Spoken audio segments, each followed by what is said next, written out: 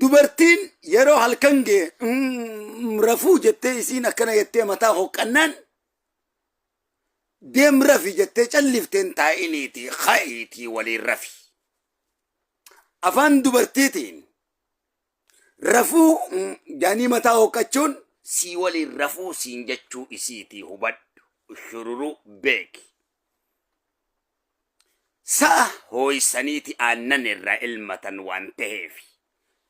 This is feeling books beekumsa addunyaa kana kitaaba miira walii dhaggeeffachuu fedhii walii hubachuu jechuudha hiikni isaa.